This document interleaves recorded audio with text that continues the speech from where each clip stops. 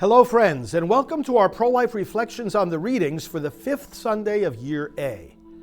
The readings today focus on how the children of the King are to show the world who their Father is by acting like Him. This, in fact, is the best way to accomplish the new evangelization, the re-announcement of the gospel in places where, though it was once accepted, it's been eclipsed by secularism. When that happens, as Pope Benedict said, we lose a proper understanding of the meaning of the most basic human experiences, like birth and death. That's why it's so hard for some to perceive that abortion is always wrong.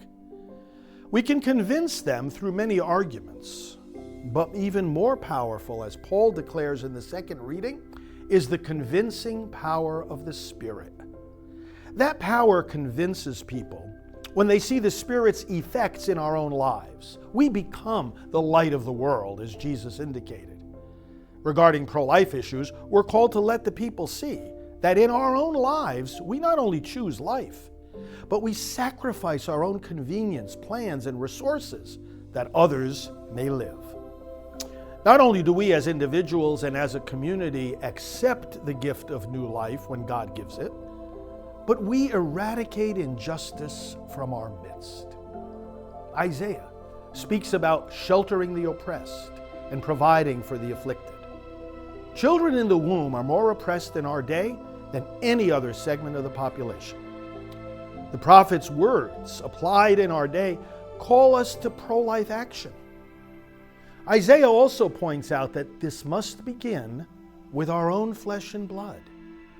Do not turn your back on your own, he says. These are powerful words for our culture. Parents, do not turn your back on the child you have conceived. Grandparents, do not turn your backs on your daughter's unborn child.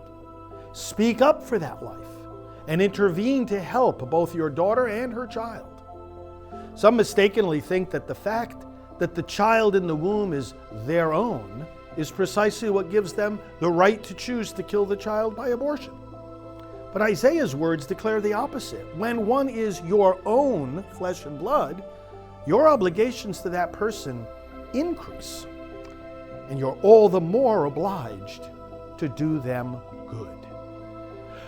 Only when God's people are actively and generously living as the people of life can the words of today's readings be fulfilled.